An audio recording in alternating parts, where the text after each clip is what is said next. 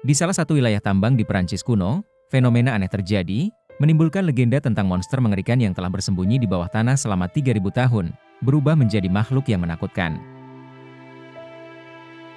Tahun 1965, seorang pemuda bernama Amir mengalami mimpi buruk di mana para penambang tewas berusaha melarikan diri dari makhluk yang mengerikan. Saat terbangun dari mimpi buruknya, ia segera merespons panggilan temannya yang mengingatkan bahwa mereka harus segera berangkat jika ingin mendapatkan pekerjaan. Kedua pemuda tersebut tiba di titik perekrutan, di mana orang-orang yang ingin mendapatkan pekerjaan berat tetapi bergaji tinggi di tambang berkumpul. Mandor memegang 2 cap di tangannya, satu merah untuk yang tidak memenuhi syarat dan satu hijau untuk yang terpilih. Ia mulai berjalan menyusuri antrean, dan Amir ditolak. Dalam keputusasaan,nya ia meraih cap hijau dari tangan perekrut dan menempelkan beberapa cap hijau ke tubuhnya sendiri. Sambil tertawa, para pria menerima Amir, dan ia menuju perusahaan tambang di utara Prancis, di wilayah Pot-Tercalais. Amir merasa senang, tanpa mengetahui bahwa ia telah ditugaskan ke tambang kelima, yang dikenal para penambang sebagai rumah iblis. Suatu hari, seorang ilmuwan terkenal, Profesor Berthier, tiba dengan keperluan untuk turun ke tambang kelima yang biasanya diperuntukkan bagi pelanggar. Saat itu, seorang penambang yang terluka dibawa ke permukaan oleh Mandor. Berthier menyatakan ingin ikut turun bersamanya. Di saat yang sama, bala bantuan dari Maroko tiba di tambang, dan Amir ditugaskan ke tim Roland. Ia berkenalan dengan para penambang, dan salah satu di antaranya, Santini, menunjukkan cara kerja di sana. Roland menugaskan seorang mentor berpengalaman untuk Amir dan memerintahkan agar mereka mulai turun. Di dalam tambang, Amir merasa sangat tidak nyaman, tetapi ia segera menyalakan lampu kepala dan mengambil alat-alatnya. Pekerjaannya sangat berat, dan ia melukai tangannya dengan bor pneumatik. Roland mengirimnya ke penjaga kuda. Amir terkejut melihat seekor kuda hidup yang juga buta. Ternyata, kuda ini akan segera digantikan oleh mesin, dan ia adalah kuda terakhir di tambang. Kemudian, Roland memperhatikan seekor tikus yang masuk ke tas Amir dan menggigit makanannya. Ia menjelaskan bahwa tikus dapat merasakan bahaya, sehingga para penambang memberinya makan. Ia memberikan Amir sebuah apel sebagai ganti sandwich yang rusak dan memerintahkannya untuk melanjutkan pekerjaan. Setelah berganti shift, Amir merasa sangat lelah tetapi tidak mau menyerah. Seminggu kemudian, Roland mengumumkan bahwa Profesor Berthier akan bergabung dengan mereka di tambang hari itu, dan mereka akan dibayar dengan baik. Profesor menjelaskan bahwa ia perlu mencapai suatu tempat, dan para penambang harus meledakkan dinding untuk itu. Tak lama, orang-orang mulai turun ke dalam.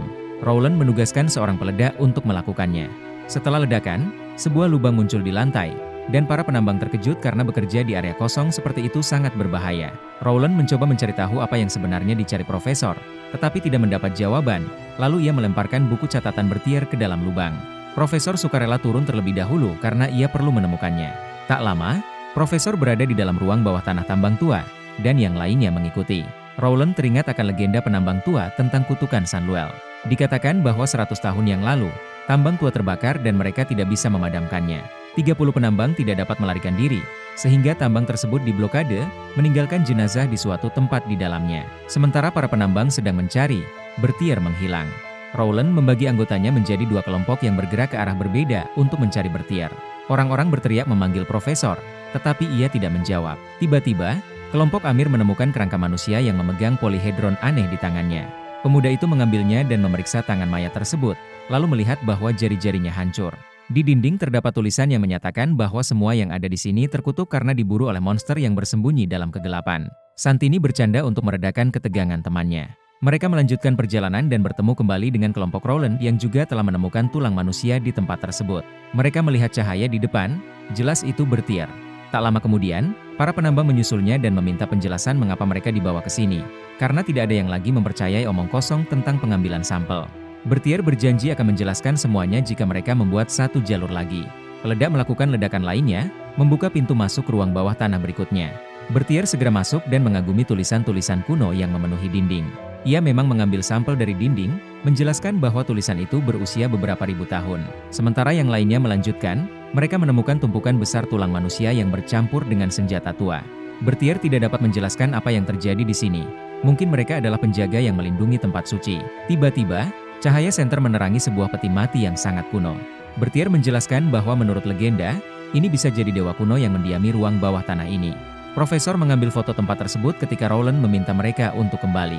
Para penambang bergerak menuju keluar, di mana kuda-kuda sudah disiapkan menunggu. Namun, tiba-tiba kuda itu melarikan diri ke dalam kegelapan. Tidak ada yang mengerti apa yang terjadi ketika terjadi runtuhan, dan pintu masuk ruang bawah tanah terhalang oleh batu. Ketika orang-orang mulai sadar, ternyata Santini mengalami luka serius. Ternyata tidak ada orang di atas tambang karena Bertier meminta kerahasiaan penuh. Rowland yang hampir tidak bisa menahan kemarahannya mengutuk ilmuwan itu, tetapi mereka harus merawat yang terluka. Ia mengirim yang lain untuk mencari jalur sementara ia merawat kaki yang cedera. Para pria menyebar ke arah berbeda saat Rowland berbagi pemikirannya dengan salah satu penambang. Ketika mereka keluar, kemungkinan besar tambang ini akan ditutup dan ilmuwan akan datang ke sini.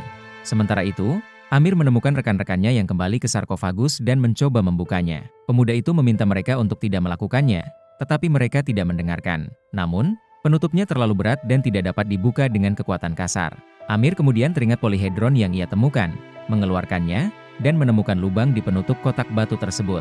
Ia memasukkan penemuannya ke dalam lubang itu, dan terdengar suara klik, lalu penutupnya bergeser.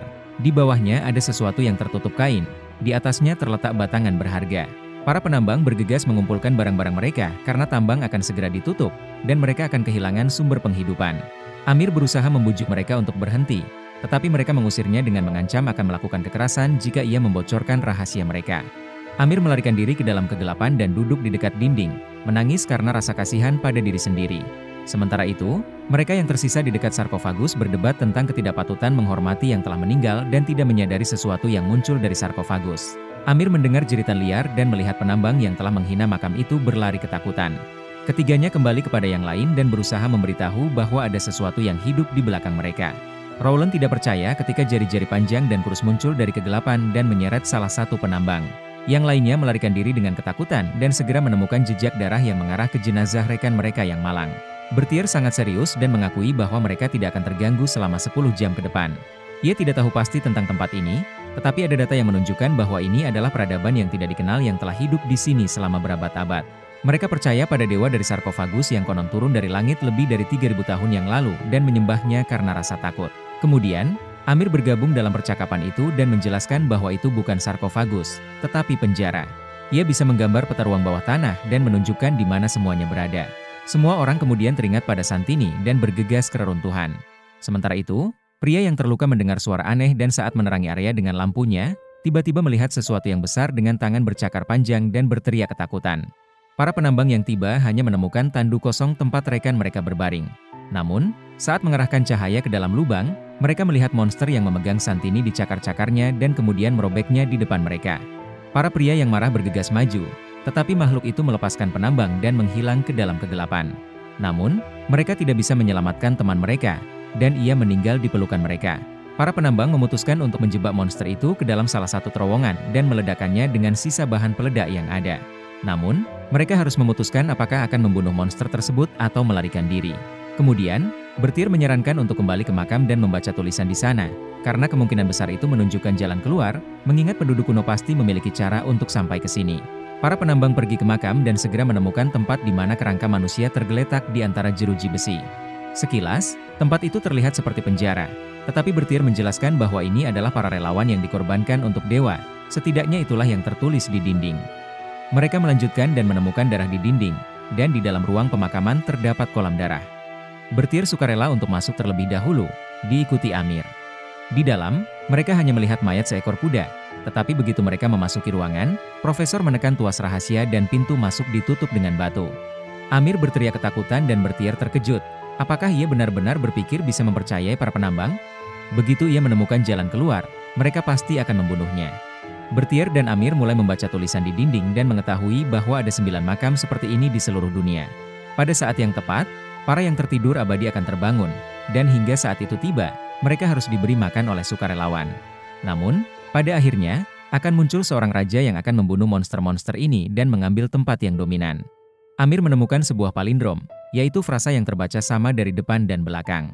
Hal ini membuat Profesor menyimpulkan bahwa pintu masuk juga sekaligus pintu keluar. Amir bergegas menuju tuas saat mayat kuda mulai bergerak, dan seekor monster bangkit darinya. Monster itu mengembangkan lengannya yang mengerikan, dan Profesor itu sendiri melangkah ke dalam pelukan monster dengan gembira, merasa senang karena dapat berhubungan dengan makhluk asing. Amir melihat Profesor mati di pelukan monster dan berlari menuju tuas. Para penambang di sisi lainnya membantunya keluar dan menutup pintu kembali. Amir berjanji untuk memimpin semua orang keluar berdasarkan catatan Profesor, tanpa menyadari bahwa monster itu sudah membuka pintu. Tak lama kemudian, mereka berhenti di persimpangan, dan saat Amir membaca catatan tersebut, mereka tiba-tiba mendengar suara-suara khas. Rowland menyarankan untuk mematikan lampu, dan semuanya menjadi sunyi. Namun, ketika mereka menyalakan lampu kembali, monster itu sudah sangat dekat. Ia membunuh salah satu dari mereka dengan satu serangan dan menyeret yang lain ke dalam kegelapan. Amir dan Rowland berhasil melarikan diri. Sang mandor meminta Amir untuk menemukan jalan keluar, tetapi ia tiba-tiba memperingatkan bahwa monster itu akan membunuh seluruh desa jika berhasil keluar. Rowland marah besar karena ia telah kehilangan semua temannya dan menganggap Amir tidak berarti baginya. Jadi, mulai saat itu, mereka akan berpisah jalan. Namun, Amir berbicara tentang palindrom dan menunjukkan arah, dan segera mereka menemukan sebuah kuburan tulang baru, yang ternyata adalah para penambang yang telah lama hilang. Rowland menyadari bahwa satu-satunya jalan keluar adalah di sini, tetapi tempat itu telah terhalang ketika tambang runtuh. Namun, ada sebuah sumur untuk pengorbanan yang mengarah langsung ke permukaan. Amir segera memahami kemana mereka harus pergi, tetapi tiba-tiba tangan monster muncul dari celah reruntuhan, meraih kakinya Amir dan menariknya ke bawah batu-batu. Rowland tidak bisa berbuat apa-apa dan ditinggalkan sendirian. Setelah mengalami keputusasaan, Amir membuka catatan profesor, mengambil semua sisa bahan peledak, dan mulai kembali. Tak lama kemudian, ia menemukan sumur yang dipenuhi tulang manusia. Sementara itu, Amir siuman dan melihat sebuah monster yang duduk di atas takhta, memegang salah satu penambang di tangannya. Amir memohon kepada makhluk itu untuk melepaskan temannya sambil mencari pisau besi di tanah. Namun, monster itu merobek kepala si tawanan, yang tiba-tiba mulai berbicara kepada Amir atas nama makhluk asing, meminta agar ditunjukkan jalan keluar dan memanggilnya Tuan. Kemudian, Amir menyadari bahwa monster itu semakin kuat dengan setiap nyawa yang diambilnya, dan mereka yang digabungkan menjadi dewa. Namun, Amir menolak untuk memperpanjang umur monster tersebut dan menusukkan pisau ke dada makhluk asing itu. Saat monster itu berteriak kesakitan, Amir mulai berlari dan menemukan sumur yang sudah mulai didaki oleh Rowland. Melihat kehadirannya, Rowland mengulurkan tangannya kepada Amir, dan mereka berdua menaiki poros vertikal yang tinggi, menyisipkan sisa bahan peledak ke celah-celahnya. Namun, monster itu mengejar mereka dan mulai memanjat. Rowland menyadari bahwa mereka tidak bisa melarikan diri dan meminta Amir untuk memutar pegangan kotak bahan peledak, memahami bahwa mereka terkutuk untuk mati. Amir dengan panik memutar pegangan, tetapi tidak ada ledakan. Kemudian, Rowland turun kepada rekannya, mengambil kotak tersebut, dan memutar pegangan itu sendiri. Saat melihat semuanya sudah siap, ia menyemangati Amir. Keduanya menggenggam pegangan tersebut, dan ledakan melanda baik monster maupun para penambang, selamanya menyegel pintu masuk ke Dungeon terkutuk. Dan film pun berakhir.